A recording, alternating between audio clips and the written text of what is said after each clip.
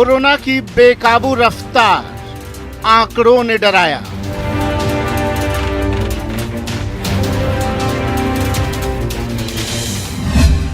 राज्य सरकार की नई गाइडलाइन, नई पाबंदियां।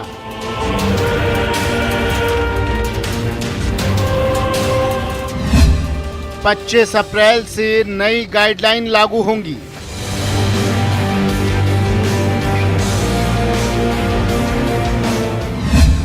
शुक्रवार शाम 6 बजे से लेकर सोमवार सुबह 5 बजे तक कंप्लीट वीकेंड कर्फ्यू।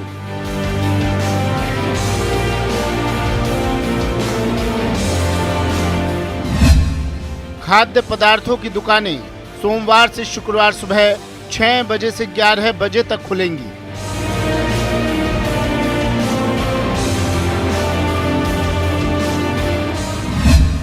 डेयरी रोजाना सुबह 6 बजे से 11 बजे और शाम को 5 बजे से 7 बजे तक खुलेंगी।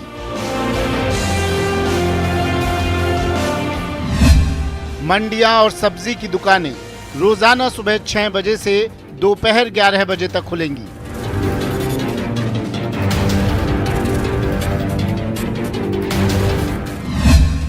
निर्माण सामग्री से संबंधित दुकानों को खोलने की अनुमति नहीं।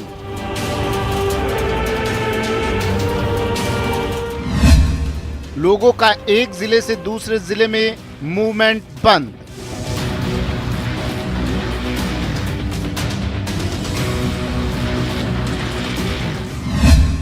तीन घंटे में विवाह संपन्न करना होगा।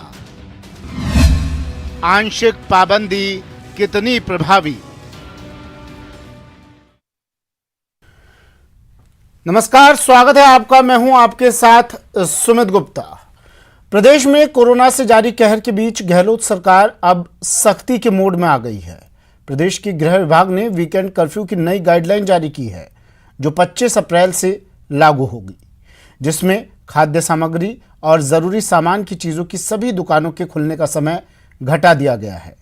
ऐसे में सवाल ये कि नई गाइडलाइन के जरिए आंशिक पाबंदी संक्रमण को रोकने में कितनी कारगर होगी। आज इसी मुद्दे पर बात करेंगे। हमारे साथ हमारे मेहमान भी जुड़ गए हैं। शुरू करते हैं चर्चा, आंशिक पाबंदी कितनी प्रभावी। मेहमान हमारे साथ जुड़े हैं। आर तिवारी जी कांग्रेस से हमारे साथ जुड़े हैं, स्वागत है तिवारी साहब आपका। पंकज जोशी जी बीजेपी से हमारे साथ जुड़े हैं, स्वागत है पंकज जी आपका भी। धीरज भटनागर जी वरिष्ठ पत्रकार हैं, स्वागत है धीरज जी आपका भी। और वरुण पुरोहित जी विश्लेषक है, स्वागत है वरुण जी आपका भी। सबसे पहले धीरज सर, मैं आपके पास आ रहा हूँ। सर, ये आंशिक लॉकडाउन कितना असरदार मानते हैं आप? क्योंकि हमने देखा है पूर्ण लॉकडाउन से लोग नहीं माने थे। आंशिक लॉकडाउन का क्या असर पड़ेगा लोगों पर? सुमित, मेरे नज़रिए से मुझे लगता है कि ये सिर्फ कुछ करना है इसलिए कर दिया गया है। एक तरीके से अगर राजस्थान में आप देखें तो ये आंशिक लॉकडाउन की बात ज़रूर कही गई है, लेकिन लोग सड़कों पे नज़र आ रहे हैं। जिस तरीके से पाबंदियां लगाई गई हैं, दुकानों का समय नियत कर दिया गया है, उससे ये ज़रूर हो सकता है कि अब बेवजह सड़क पे घूमने वाला पुलिस को ये नहीं कह पाएगा कि मैं केले खरीदने जा रहा हूँ या सब्जी खरीदने जा रहा हूँ और मुझे जाने दिया जाए। एक पाबंदी सिर्फ ये हो सकती है, लेकिन आप ये कहें कि लॉकडाउन आंशिक लगा देने से कोरोना पे पाबंदी लग जाएगी, ये संभव नहीं है। सिर्फ अगर कोरोना पे पाबंदी लगानी है तो आपको कॉन्टैक्ट ट्रेसिंग करनी ही पड़ेगी। शादी समारोह में 50 जने आएंगे और वो 3 घंटे साथ रहेंगे, लेकिन आपको ये नहीं मालूम है कि उसके अंदर कितने पॉजिटिव हैं और कितने होकर चले गए, आपको मालूम नहीं है। तो वो तो बिल्कुल स्प्रेडर हैं, घूम रहे हैं और स्प्रेड करेंगे। 50 लोग नहीं, 4 लोग में भी अगर एक को कोरोना पॉजिटिव होता है, संक्रमण होता है, तो उससे भी स्प्रेडिंग हो जाएगी। बिल्कुल। तो इंपॉर्टेंट बात यहां पे क्या हुई? सिर्फ कांटेक्ट ट्रेसिंग है। अगर मुझे पता है, आपको पता है कि हम में से कोई एक कोरोना पॉजिटिव है, तो उसे दूर किया जा सकता है। लेकिन आपको पता नहीं और आप मुझे कहें कि मैं घर में रहूं तो मैं अपने घर वालों को उनको संक्रमित करूंगा और कोरोना बाजार से घर ले जाऊंगा। तो कांटेक्ट ट्रेसिंग नहीं है, टेस्ट नहीं है, और इससे भी बड़ी बात यह है कि वैक्सीन नहीं है। वैक्सीन नहीं है। वरुण पुरोहित जी, आंशिक लॉकडाउन को कितना कारगर मानते हैं? और देखिए धीरज जी जैसे बता रहे हैं कि कांटेक्ट ट्रेसिंग जरूरी है, लॉकडाउन से क्या होगा, आंशिक लॉकडाउन से क्या होगा, समाधान क्या मानते हैं सर इसका? आप कोई रास्ता है बीच का?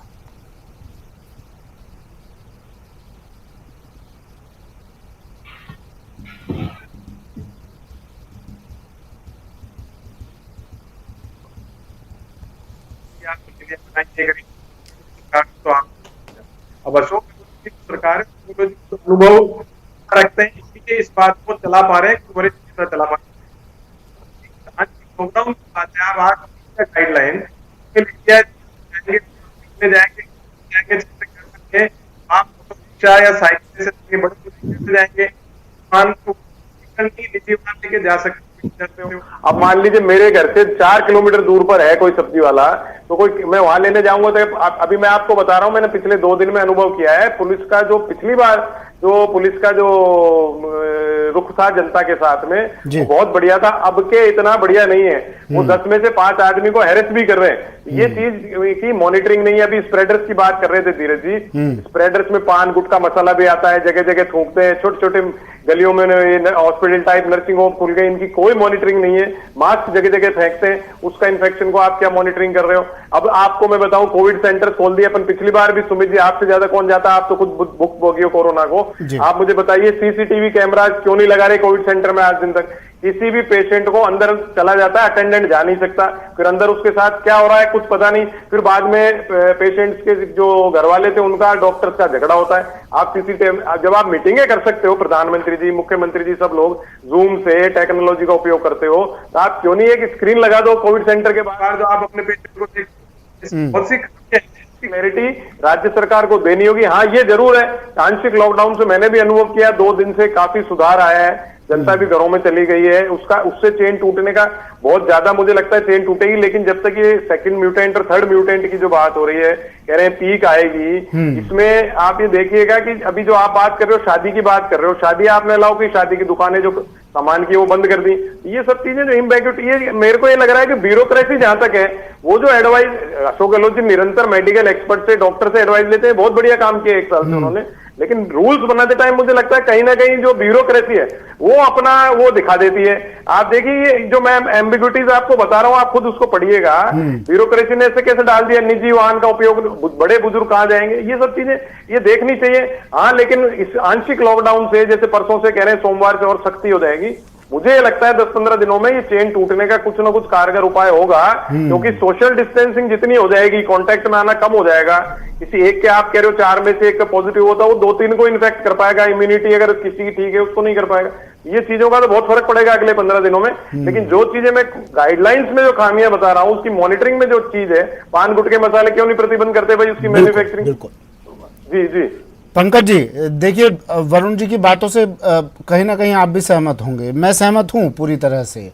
आप जिस वजह से संक्रमण फैल रहा है आप उस पर रोक नहीं लगा रहे हैं। आपने ठीक है निजी गाड़ियों पर रोक लगा दी है, भारी जिलों से आने वाली गाड़ियों पर रोक लगा दी है, बसें चालू रहेंगी, ठीक है, जनता की सुविधा के लिए कोई कदम उठाना पड़ेगा, लेकिन उन बसों में सफ़र करने वाले लोगों की किस तरह से पहचान होगी, किस तरह से उनकी पहचान की जाएगी कि कोरोना संक्रमित है या नहीं है, उसमें भीड़ की कौन मॉनिटरिंग करेगा, कितने लोग उन बसों से जाते हैं।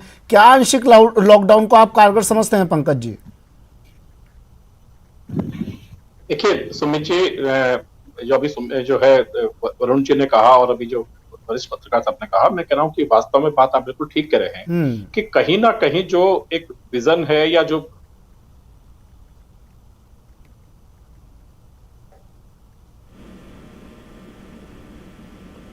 हेलो जी पंकज जी बोलिए, सुनाई दे रहा है।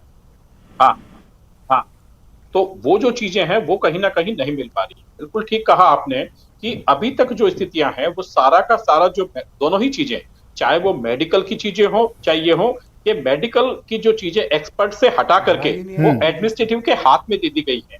चाहे वो ऑक्सीजन का मामला हो, चाहे वो रेमडीज का मामला हो, चाहे अदर डोजेज का मामला हो, सारा का सारा एडमिनिस्ट्रेशन के हाथ में दे दिया है। और एडमिनिस्ट्रेशन कैसा होता है, मुझे कहने की आवश्यकता नहीं कि एडमिनिस्ट्रेशन किस तरीके से होता है। यदि एडमिनिस्ट्रेशन ही अच्छा होता तो शायद आज हम यहाँ तक नहीं पहुंचते, क्योंकि जो बात मेडिकल की सुप्रीम कोर्ट ने आज से करीबन 7-8 दिन पहले कहा था कि भाई आपको ये चीजें ध्यान रखना है, शायद हम 7-8 दिन पहले और इससे भी पहले जो आज हमने डिस्ट्रिक्ट को लॉकडाउन किया है, यदि हम स्टेट को लॉकडाउन करते तो उस टाइम बाहर के जो स्टेट के लोग थे वो नहीं आते या नहीं आ पाते, तो निश्चित रूप से मैं कह रहा हूँ कि शायद इतना बड़ा जो है फैलाव नहीं होता।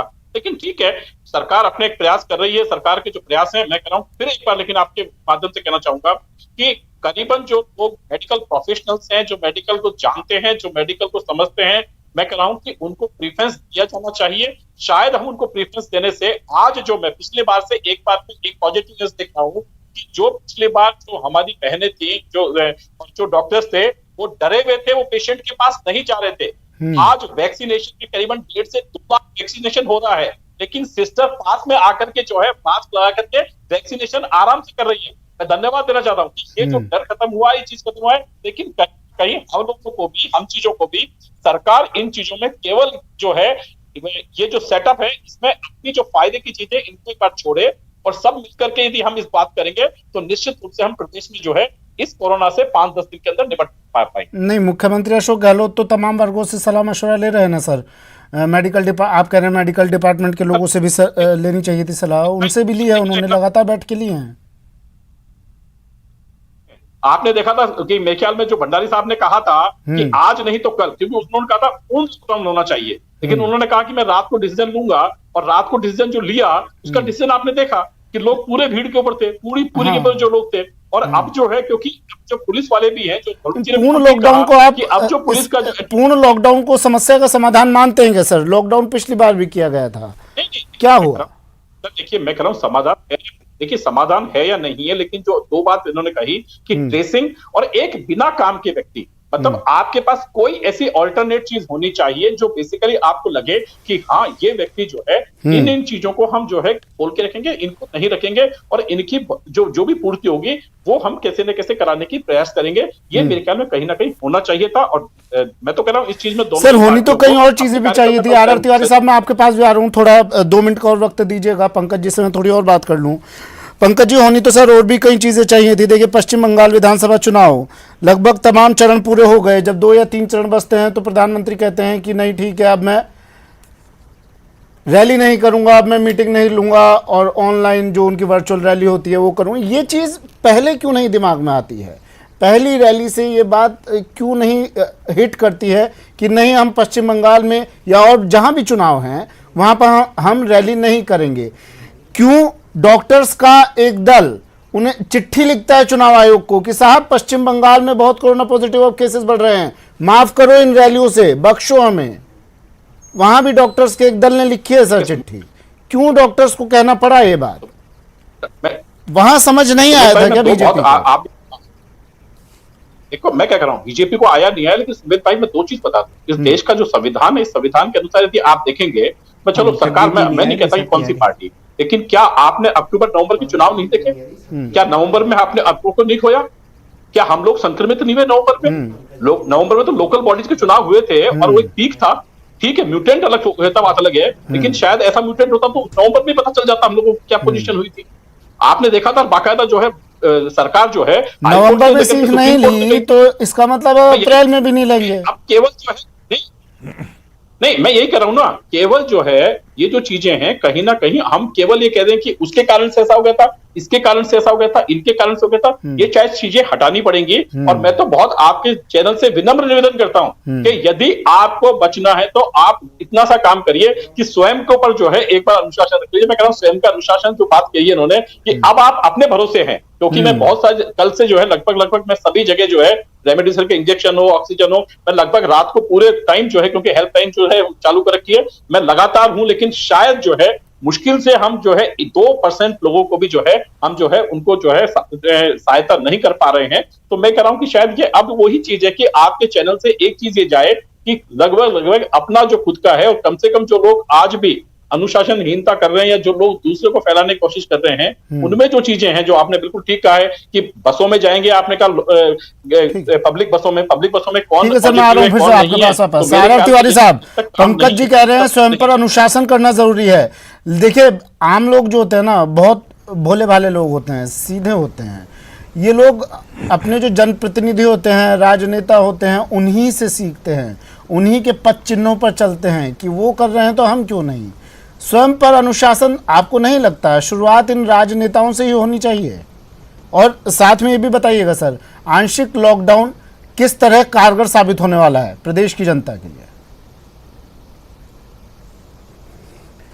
सुमित भाई, मैं ये कहना चाहता हूं कि देश के प्रधानमंत्री अभी पंकज जोशी जी लंबी लंबी बातें कर रहे हैं, देश के प्रधानमंत्री ने राष्ट्र के नाम संबोधन में सभी मुख्यमंत्रियों से कहा, लॉकडाउन अंतिम हथियार होगा, लोगों की आजीविका भी चलनी चाहिए। और राजस्थान के जननायक ने लॉकडाउन नहीं लगाया है। पिछले सप्ताह उन्होंने कहा जन अनुशासन मनाएंगे, जनता खुद अनुशासन में आप लगा रहे। दीजिए, जब आप लगा 7 दीजिए दिन में देश भर हमने में, तो देखा, राजस्थान के जननायक क्यों मना करेंगे? पिछली बार किया था ना। मैं ये कह रहा हूं सुमित भाई, सवाल ये कि आदमी का जिंदा रहना जरूरी है, तो उसकी आजीविका भी थोड़ी बहुत चलती रहनी चाहिए। इसलिए जननायक अशोक गहलोत जी ने जनता से थोड़ी सख्ती की अपील की। और कल से आप देखना 25 तारीख से जब जन अनुशासन सप्ताह दूसरे दौर में आएगा, तो ये जो सारी बातें हैं सारी आ जाएंगी। वरुण पुरोहित हमारा साथी है, वो कह रहा था कि ये सारी गाइडलाइन कैसी है। मैं कह रहा हूं कि जनता को रोटी सवाल उठा रहे हैं वरुण कमाने पुरोहित की जी, तो छूट दे करके क्या व्यवस्था पर गलत सवाल कर उठा रहे दिया। थे वरुण पुरोहित जी, तो साथी हैं आपके, अच्छी बात है, लेकिन सवाल उठा मैं रहे ये हैं। कह रहा हूं कि वो समझ में नहीं आ रहा वरुण पुरोहित क्या समझ पा रहे हैं। ये सरकार ट्रांसपोर्ट में केवल अफसरों पे निर्भर नहीं है। हर बार सैनिटाइज होगा क्या? जननायक रिक्शा जिसमें मैं 24 घंटे में 20 घंटे राज्य की 7 करोड़ लोगों की जनता के लिए हर कदम उठा रहे हैं। तिवारी साहब, सुबह 6 आपको बजे से शायद 11 वरुण पुरोहित बजे जी को तक समझ नहीं दुकानें। पाए, या वरुण पुरोहित जी आपको नहीं समझ पाए। एक बार वरुण पुरोहित जी की एक लाइन सुन लेते हैं, फिर आपका जवाब ले लेता हूँ। पुरोहित जी, मैं कह रहा हूं जो इन्होंने निजी वाहनों को प्रतिबंध लगाया है उसका स्पष्टीकरण नहीं है। आप लेने जाओगे सब्जी या फल या कोई किराना सामान, तो आप ऑटो रिक्शा मतलब पब्लिक ट्रांसपोर्ट का उपयोग करोगे। भाई मैं क्यों करूंगा? मुझे क्या पता ऑटो रिक्शा में पहले अरे पॉजिटिव भाई बैठ के सुबह गए, उसके 6 बाद बजे से सैनिटाइज हो 12 गया बजे तक उसके अलाउ। बाद सैनिटाइज अरे हो गया वो। मैं मेरी गाड़ी से क्यों अरे नहीं जा वकील सकता? साहब, सुबह वरिष्ठ 6 नागरिक बजे क्यों नहीं से जा सकता? 12 कैसे बजे जाएगा? तक आप अपने वाहन का उपयोग कर सकते अरे हैं। फिर नहीं लिखा, पेट्रोल आप पंप पढ़िए अशोक गहलोत जी डीजल का का जो बंद करने ट्वीट के लिए है। कहा है। आपने हमने ट्वीट ये पढ़ा नहीं क्या कहा अशोक कि गहलोत आप जी का? अपनी कार से आपने ट्वीट स्कूटर पढ़ा से क्या नहीं अशोक गहलोत जी जाएंगे। का? उसको पढ़िए आप ट्वीट को, एक चित्र में आप मैं भी दिखा अरे नहीं सकता, आप देख सब लीजिएगा। आप अखबारों में पढ़ लो, सुबह 6 बजे से 12 नहीं, बजे छूट तक दी है पुरोहित अपना जी, वाहन कुछ का उपयोग कई कर जगहों पर सकते छूट हो। दी गई है। उसके बाद में नहीं कर अरे सकते भाई हो। निजी वाहन फिर पे मैंने जनता पढ़ा है की अभी, चैन को- एम्बिग्यूटी है, स्पष्टीकरण नहीं है। हाँ। उसमें लिख रहा है आप सामान लेने जाओगे तो ऑटो रिक्शा साइकिल का उपयोग करें, ये लिखा हुआ है। सलाह दी आप पढ़िए है। उसको। अरे वकील आपके साहब, जनप्रतिनिधि उन्होंने कहाँ सलाह है? दी है कि कृपया बीजेपी, आप कांग्रेस पैदल के आपके जाएं, जनप्रतिनिधि साइकिल कहाँ से है? जाएं, वाहन इतने का पार्षद, उपयोग नहीं इतने करें। एमएलए, इतने वाहन में चाहिए। आप 10 आदमियों को बैठा के लेके जाओगे। आप सलाह को समझिए, सलाह है, वो निर्देश नहीं है वकील साहब। ठीक है तिवारी साहब, ठीक है पुरोहित जी, मैं आ रहा हूँ। तिवारी साहब, ये बताइए सर, इस आंशिक लॉकडाउन, ये आंशिक लॉकडाउन तो लगा दिया है आपने, और कई चीज़ों पर पाबंदियां भी लगा दी है, लेकिन इस दौरान उन श्रमिकों का क्या जो अब डर के साए में जी रहे हैं, पलायन करने पर मजबूर हो रहे हैं, उनका क्या सर? ये मन व्यवस्थाओं का का क्या डरी असर? तो खोलना चाहते हैं हम, मन का डरी तो खोलना चाहते हैं। इसलिए तो सुबह 6 बजे से दिन के 11 बजे तक, शाम को 5 बजे से 7 बजे तक की हमने छूट दी है। डर किस बात का? अरे महीने 2 महीने अगर आप अपने परिवार के साथ रह लोगे तो कोई गजब नहीं हो जाएगा। हमको जिंदा रहना और जिंदा रहने के साथ काम भी करना है, तो हमको डरना चाहिए। कोरोना एक ऐसी बीमारी, अब तो ये हवा में उड़ रहा है कोरोना का जी। आदमी हाथ मिलाए या 2 गज की दूरी से भी, ये तो हवा में उड़ रहा है। इसलिए ये अब की बार जो दूसरा चरण आया सुमित भाई, पूरे देश में सबसे ज्यादा खतरनाक दौर है। और राजस्थान समेत अन्य राज्यों के लिए चिकित्सा कर्मियों ने कहा है कि आने वाले 7 दिन ज्यादा संभल कर ऐसा क्यों होता है तिवारी साहब, ऐसा क्यों होता है? उपचुनाव में जिस दिन प्रचार की तारीख खत्म होती है, प्रचार की तारीख आती है, उसके अगले दिन मुख्यमंत्री साहब कहते हैं कि अब ठीक है, अब हमें आंशिक लॉकडाउन कर्फ्यू पाबंदियां लगानी पड़ेगी। वो चीजें रखने के लिए चुनाव कराना हमारी बाध्यता है सुमित जी। नहीं, चुनाव कराना बाध्यता है महाराज, लेकिन समझिए रैली सभा करने की भी बाध्यता है क्या? आप लोग जब इस तरह की बातें करते हैं ना तिवारी साहब, बड़ा हास्यास्पद सी लगती है। चुनाव कराने की मनाही नहीं है, लेकिन एक जगह पर भीड़ जुटाना कौन से संविधान में लिखा है? मत कीजिए ना रैली। देश के प्रधान जिस दिन प्रचार का दौर खत्म होता है उसके अगले दिन चुनाव तो हुआ ना, उसके बाद भी वोट हुआ ना, उसके बाद भी 2 तारीख को रिजल्ट भी आएगा ना, लेकिन रैली करते वक्त याद क्यों नहीं आया किसी को? जगह पर कोई 1000-2000 की भीड़ इकट्ठी हो जाती है, हम पकड़ में आ जाते हैं। देश के आईकॉन, देश के प्रधानमंत्री और अमित शाह क्या कर रहे थे? तो सर कब तक इस तरह, मैं पंकज जी से भी बात करूंगा, लेकिन जिम्मेदारी हमें भी तो लेनी होगी ना, समझनी होगी। आप बीजेपी पर डालते रहिए, आप प्रधानमंत्री पर डालते रहिए, इधर पंकज जी मुख्यमंत्री की बात कर लेंगे, आम लोग पिसते रहेंगे। सर तिवारी साहब सुनिए ना, आप जब आरयूएचएस में जाएंगे ना, सर सुनिए, हमसे भी हुई है। हाँ बताइए। सामने वाला गलती कर रहा तो हमने भी गलतियां की है, इसलिए मैं स्वीकार कर रहा हूं गलतियां हमसे भी हुई हैं। उसके बाद भी आप गलतियां दोहराते हैं। 1 साल हो गया है, अब 7 करोड़ लोगों न्यूज ट्रेन आया, दूसरी लहर आई, क्या सीखा आप लोगों ने, क्या किया आप लोगों ने? अस्पतालों में बेड नहीं है, जगह नहीं है। आरयूएचएस की हालत देखे आपने, बरामदों में शिफ्ट करना पड़ रहा है। 1 साल में क्या किया आपकी सरकार ने? मुकाबले हालात ठीक है सुमित भाई, अन्य राज्यों के मुकाबले ठीक है। और भीलवा जयपुर में 5000 कोविड सेंटर, 5000 बेड का। तिवारी साहब जब आप जाएंगे ना अस्पताल में, ठीक है पुरोहित जी, मैं आ रहा हूं, पुरोहित जी एक सवाल का जवाब लेता हूं, फिर मैं आपके पास आ रहा हूं, आपसे ही बात करूंगा, पंकज जी भी बैठे हैं।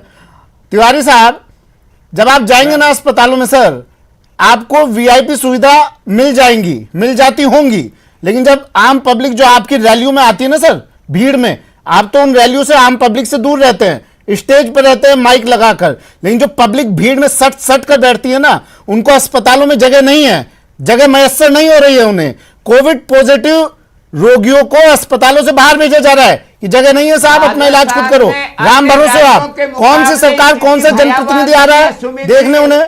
राजस्थान में स्थितियां अभी भी ठीक है, कंट्रोल में है। कहां फिर भी केंद्र सरकार ऑक्सीजन और रेमडेसिविर इंजेक्शन के नाम पर धीरज जी कुछ बता रहे हैं, धीरज जी की सुन लेते हैं, धीरज जी कुछ बता रहे हैं। राजस्थान के लोगों के साथ सुन लीजिए, कर रही है ऑक्सीजन में और रेमडेसिविर इंजेक्शन के मामले में। शायद आपके ज्ञान चक्षु कुछ खुल जाए। धीरज भटनागर जी कुछ कह रहे हैं। धीरज जी कहाँ कह रहे हैं आप? क्यों कंपैरिजन ऐसा करने पे उतारू हैं आप? जनता को क्यों बता रहे हैं कि हम बहुत अच्छी जगह पे हैं? सबको दिखाई दे रहा है क्या चल रहा है कहां पे। किसी हॉस्पिटल में जगह नहीं है। कोटा में आप हालत देख लीजिए, आप जयपुर में हालत देख लीजिए, अलवर में हालत देख लीजिए, जोधपुर में हालत देख लीजिए। हम खाली ये कंपैरिजन करके अपने दिल को तसल्ली दे रहे हैं। या राजस्थान के लोगों को कह रहे हैं कि पड़ोस में ज्यादा खराब, वहां 100 मर गए, हमारे 80 मरे, 20 कम मरे, इसलिए हम खुश हैं। इन सब चीजों से ऊपर उठिए महाराज। आप बताइए, देखिए 365 दिन मिले थे। पहले वेरिएंट में हमको पता था कि ये क्या बीमारी है, नहीं मालूम है, एक अज्ञात शत्रु से लड़ रहे थे, सरकारों ने कहा। लेकिन 365 दिन में आप इंफ्रास्ट्रक्चर खड़ा नहीं कर पाए। आपके पास ऑक्सीजन के लिए कोई प्लांट्स आप नहीं बना पाए। आपके पास 6 नए मेडिकल कॉलेज खोल दिए आपने, क्यों वहां पे प्लांट्स नहीं बनाए हैं? पूरे डिस्ट्रिक्ट्स में क्यों प्लांट्स नहीं है? आपके पास कुछ पता, क्योंकि उन्हें पता नहीं था ऐसा होने वाला है। अरे महाराज, मेडिकल फैसिलिटी देना तो सरकार की जिम्मेदारी है ना। लॉकडाउन और इन सब चीजों से कुछ होने वाला नहीं है। पहली बात ध्यान से समझ लीजिए आप, होगा तो ये दूरी बढ़ाने से होगा। और सही इस वक्त इस नीड ऑफ द आवर क्या है? इलाज है। नीड ऑफ द आवर क्या है? पब्लिक को यह समझाने की जरूरत है कि किस लेवल पे वो हॉस्पिटल में जाएं। आज हॉस्पिटल के बाहर खड़े हुए हैं, एम्बुलेंसेज नहीं है, ऑक्सीजन नहीं है, रेमडेसिविर नहीं है। अच्छा, जो चीज नहीं है वो तो नहीं है, संवाद की कमी है। आप गलत स्टेटमेंट दे रहे हो। राजस्थान की मैं तुलना कर रहा हूं, राजस्थान की मध्य प्रदेश से, गुजरात से, दिल्ली से, महाराष्ट्र क्यों कर रहे हैं? राजस्थान पहला वो राज्य है जहां तुलना करने की जरूरत है सर। पंकज जी पहले लॉकडाउन में हमारी प्रशंसा की है। उस बात को लेकर बैठे रहेंगे। पहले लॉकडाउन में प्रशंसा की है प्रधानमंत्री ने, आपका क्या है? आपकी बात भी नहीं, आप आश्वस्त कीजिए। चलिए ठीक है, आश्वस्त कीजिए आप। अभी आप आश्वस्त कीजिए। आप ऑन रहे, लाइव आपको देख रही है राजस्थान की जनता। आश्वस्त कीजिए। जो मजदूर परेशान हो रहे हैं, जिन्हें डर लग रहा है, किसी मजदूर को परेशान होने की जरूरत नहीं है। कोई मजदूर राजस्थान में भूखा नहीं मरेगा। हर व्यक्ति जो कोरोना पॉजिटिव होगा उसका समय पर उसे इलाज मिलेगा, अस्पताल में उसे भर्ती किया जाएगा, बेड मिलेगा, ऑक्सीजन मिलेगी, रेमडेसिविर मिलेगा। दीजिए कीजिए आश्वस्त, पीड़ित को करते हैं आप आश्वस्त, वंचित नहीं होने आप आश्वस्त करते हैं। जितने संसाधन और अगर नहीं सर, अगर आप आश्वस्त करते हैं तो मैं आपका नंबर अभी फ्लैश करवा देता हूं। कि जिसको भी समस्या हो मिलिए साहब से, राजस्थान प्रदेश कांग्रेस कमेटी तिवारी साहब से मिलिए, ये सरकार तक बात पहुंचाएंगे, आपको एडमिट कराएंगे। आपने हाल देखेंगे राजस्थान के? पंकज जी हाल बताइए राजस्थान के। और सर एक चीज और बताइएगा पंकज जी, जिम्मेदारी विपक्ष की भी होती है, मुख्य विपक्षी दल है आप राजस्थान में, उपचुनाव में इतनी रैलियों की जरूरत क्या थी सर? कोरोना उस वक्त भी था, दे सकते हैं या अचानक से प्रचार का दौर खत्म होते ही कोरोना दस्तक दे देता है, उससे पहले कोरोना नजर नहीं आता है? देखिए सुमित भाई, मैंने कहा ना आपको कि हो सकता है राजनीतिक पार्टियों की मजबूरियां हो कि उन्होंने सर चुनाव किस चीज की मजबूरी फिर है आपको सर? कह रहा हूं सर जान से ज्यादा नहीं, वोट, देखिए, मैं वोट की मजबूरी, नहीं जिंदगी से ज्यादा आपको वोट चाहिए, जिसका सत्ता वो- चाहिए, की चिंता मैं क्या नहीं कर रहा हूं है। आपको? ये मजबूरी है सर राजनीतिक पार्टियों की। नहीं है। कोई मरता है तो मरने दो, सर- हमें कुर्सी चाहिए, कुर्सी की मजबूरी है सर। पंकज जी कैसी बात कर रहे हैं सर आप? सुमित भाई, मैं आपको अपने चैनल से कह रहा हूं कि मेरे कहने से तो रैलियां नहीं हुई ना, हाँ मेरे कहने से तो रैलियां नहीं नहीं, हुई। आप कह रहे हैं मैं- राजनीतिक आपको- मजबूरी, किस तरह की मजबूरी है सर? ये किस तरह की मजबूरी है कि 500 हजार लोगों का भी प्रधानमंत्री मोदी की रैलियां होंगी, बैठक होंगी, उन्होंने कहा है देखिए कि अब हम रैलियों को काफी छोटा रूप दे रहे हैं, उसमें सिर्फ 500 लोग आ पाएंगे। 500 लोगों से कोरोना नहीं फैल सकता क्या सर? गारंटी देते हैं क्या आप लिखकर? सुमित भाई, मैं दो राहुल गांधी ने सुमित भाई, रैली दो- स्थगित कर हाँ दी। रुकिए, बात करूंगा राहुल गांधी की। लेकिन उन्होंने हाँ ठीक है सर, रुकिए। रैलियां करी, हाँ पंकज पांच की जी, जगह पंकज जी 5,000 चुप थे सर। लोगों को उन्होंने संबोधित तिवारी साहब, किया। पंकज जी उस वक्त चुप थे वो जब आप बोल रहे थे। मशीन 2 मिनट बोलने भारतीय दीजिए जनता पार्टी को तिवारी साहब, सुनिए ना पंकज जी। सुमित भाई देखिए, सबसे बड़ी चीज है कि पूरे देश में क्या हुआ क्या नहीं हुआ, वो जिम्मेदारी जिन लोगों की, बड़े लोगों की थी, वो बड़े लोग थे। मैं तो ये कह रहा हूं कि हमारी जिम्मेदारी केवल हम जो थे, हमारे जहां पर जिम्मेदारी थी, हाँ। उन जिम्मेदारियों में भी यदि हम जो ध्यान रख लेते, और मैं कह रहा हूं चलो छोड़िए आज बहस, जो कुछ हो गया चलो, अब हम जो भी गलतियां हुई, किसी से भी हुई, किससे हुई, मैं कह रहा हूं कि आज भी यदि हम इन चीजों को, कि आज भी यदि आपने जो बात अभी कही है कि हमें यदि बेड मिल जाते हैं, हमें यदि आज भी जो है ठीक हो जाता है, तो मैं कह रहा हूं आज ही हम मान लें कि चलो जो गलतियां हुई उसका बहस जो है आज से 10 दिन 15 दिन बाद जो गलतियां हुई उन पर ही तो बहस की जाएगी ना सर। सुधरेंगे कैसे हम अगर उन पर बहस नहीं होगी? तो पंकज जी मैं आपको गारंटी देता हूं, अगर दोबारा से चुनाव होते हैं, कल ही अगर चुनाव होते हैं, तो आप फिर से रैलियां करेंगे। आप लोग नहीं सुधरने वाले हैं सर। समस्या ये है, सुधरते नहीं है सर। हम जब चुनाव प्रचार का दौर खत्म हो जाता है उसके बाद हम बड़ी बड़ी ज्ञान की बातें करते हैं कि हाँ प्रचार नहीं होना चाहिए। हर जगह यही हो रहा है, राजस्थान में भी, बंगाल में भी, कहां नहीं हो रहा है सर? सुमित भाई, मैं फिर आपको देखो, मैं कह रहा हूं आपको, देखिए सुमित भाई, मैं कह रहा हूं यहां पर था, महाराष्ट्र में तो कोई चुनाव नहीं था, मैं आपको कह रहा हूं ना, लेकिन हम कहीं ना कहीं, देखिए मैं आपकी इसका ये नहीं है कि हम चुनाव से नहीं फैला, देखिए फैला, मैं आपको कहीं इसका जस्टिफिकेशन नहीं दे रहा हूं। मैं आपको आज केवल ये बात करना चाह रहा हूं कि चलो आज आपकी जो डिबेट थी कि भाई इन डिबेटों में जो नया आपने जो प्लान लेकर के आए, जो आने वाला वक्त है, जो चीजें हैं, क्या इसमें हम अब की व्यवस्था जो आज हमारी परिस्थितियां बन गई हैं, उससे हम ठीक हो जाएंगे क्या? हम दो चीज चाह रहे हैं कि अब जो है, क्योंकि अभी जो भटनागर जी ने बात तो कही, मैं उसी पे बात करना चाहता हूं। मेरे पास सिर्फ 20 सेकंड बचे हैं और मैं एक एक कमेंट तीनों का और ले लेता हूं। वरुण पुरोहित जी 5 सेकंड में क्लोजिंग कमेंट दीजिए। वरुण पुरोहित जी जल्दी से। जितने एमएलए एमपी हैं, पार्षद, वो कहाँ हैं? कोई फोन नहीं उठाता आम जनता का। हाँ। उनकी ड्यूटी बनती थी जब चुनाव हाँ। के माइक पे आप गली के मोहल्ले बिल्कुल, पॉइंट। आप क्यों नहीं आते हो घर घर पूछने कि बिल्कुल, क्या तबीयत खराब है, किसको क्या चीज चाहिए, ये क्यों नहीं पूछ रहे? बीजेपी हो चाहे कांग्रेस, आपके पास 194 हाँ। है। अभी चुनाव हुआ कि नए पार्षद हो गए, 25 सांसद है, आपने देखा किसको? एक जना फोन नहीं उठाता है। कोई बिरला होगा जो फोन उठा लेगा। हाँ। आम जनता कहाँ जाएगी? एक सीसीटीवी कैमरा इतना इंपॉर्टेंट था, साल भर से आपने इतनी डिबेट्स करी, सब लोगों ने इसकी बात उठाई, कोविड सेंटर्स में सीसीटीवी कैमरा क्यों नहीं लगा रहे? ये बातें आप इनसे पूछिए, इनको लागू कर दीजिए 24 घंटे के अंदर। जब मिलिट्री तैयार कर देती है, आर्मी तैयार कर देती है। मैंने सुझाव दिया, कई दिनों से एसएमएस स्टेडियम पे कमरे खाली पड़े, वहां कोविड सेंटर क्यों नहीं बना देते हो? आप दूर दूर बना रहे हो। वरुण पुरोहित जी आज तो आपने दिल जीत लिया है सर, राजस्थान की जनता का दिल जीत लिया है आपने बातें करके। आज धीरज जी कुछ कह रहे थे सर आप। सुमित मैं क्विकली किसी पार्टी से जुड़े हुए।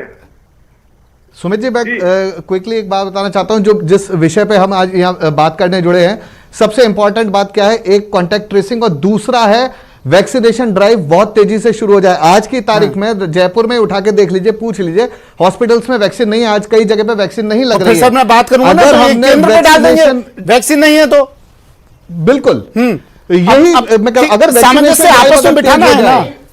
सही कह रहे हैं भटनागर जी, मैं कह रहा हूं केंद्र सरकार राजस्थान को पर डे 5 लाख डोज दे दे कोविशील्ड कोवैक्सीन की।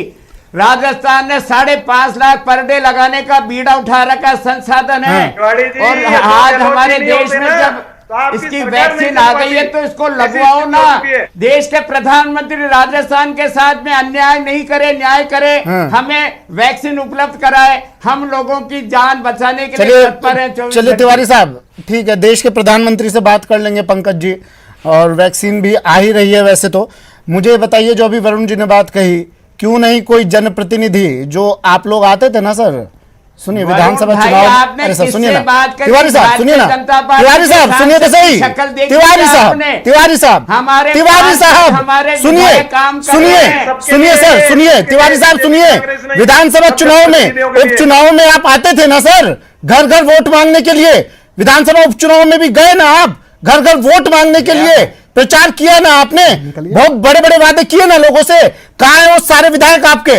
नंबर फ्लैश करवाएंगे उनका टीवी स्क्रीन पर, कि किसी भी व्यक्ति को जरूरत हो तो कांटेक्ट करें। उनकी समस्याओं को सुलझा रहे हैं सुमित भाई। कहां सुलझा रहे हैं? लोगों को अस्पताल में जगह नहीं मिल रही है, मरने के लिए छोड़ दिया जा रहा है उन्हें। राजस्थान की हालत बता रहा हूं आपको मैं। राजस्थान में आप शायद जमीनी हकीकत से वाकिफ नहीं है, आप एसी कमरों में बैठने वाले लगते हैं सर। तिवारी साहब कभी निकलिए धूप में। मैं भी साधारण परिवार का हूं सुमित गुप्ता जी, मेरे घर में एसी पंकज जोशी जी, इल्जाम लगाया जा रहा है, आरोप लगाया जा रहा है कि वैक्सीन केंद्र की तरफ से नहीं आ रही है, पूरी 5 लाख डोज भिजवाइए, 5 लाख रोज की। इनको फेल हो गया, जब भी तो स्थिति आई है तिवारी जी। ये पंकज जी एक सेकंड, सिर्फ आखिरी कमेंट पंकज जी आपका ले रहा हूं, 15 सेकंड में बता दीजिए कि वैक्सीन की कमी राजस्थान में आ रही है, क्यों बाहर भेजी जा रही है, राजस्थान में क्यों नहीं हो रही है सप्लाई? सर देखिए, इस टाइम कोई बाहर नहीं भेजी जा रही है। अभी जो है 11 लाख वैक्सीनेशन किया, जिसको 8 दिन हो गए हैं और अभी तक लग रही है, पहली बात। दूसरी बात मैं कह रहा हूं कि जो आपका जो एसएमएस हॉस्पिटल है, जहां 2,500 बेड है, 2,500 बेड एसएमएस हॉस्पिटल है, जब एम्स जो है वो कोविड सेंटर बन सकता है, तो एसएमएस को कोविड सेंटर बनाने में क्यों परेशानी आ रही है, ये बताने बस एक बार। मैं तो 2,500 बेड है, 2,500। ठीक है आर तिवारी साहब, बस आखिरी में चलते चलते आपसे मैं ये कहना चाह रहा हूं, आंशिक लॉकडाउन लग गया है, ये आज क्लोजिंग कमेंट मैं दे देता हूं, आंशिक लॉकडाउन लग चुका है। उम्मीद बस सरकार से इतनी है सर, जो निम्न वर्ग का व्यक्ति है, जो मध्यम वर्ग का व्यक्ति है, वो परेशान ना हो। उसको ठीक है रोजगार नहीं, उसको 2 टाइम की रोटी मिल जाए, और जो निम्न वर्ग का व्यक्ति है, जो मजदूर श्रमिक है, वो बाहर पलायन करने की जो आप सोच रहा है, उनको आप रोक लीजिए, आश्वस्त कर दीजिए कि राजस्थान में किसी तरह की कोई समस्या नहीं होगी आपको। फिलहाल इतना ही, दीजिए इजाजत। आप सभी का शुक्रिया हमारे साथ जुड़ने के लिए, दीजिए इजाजत, नमस्कार।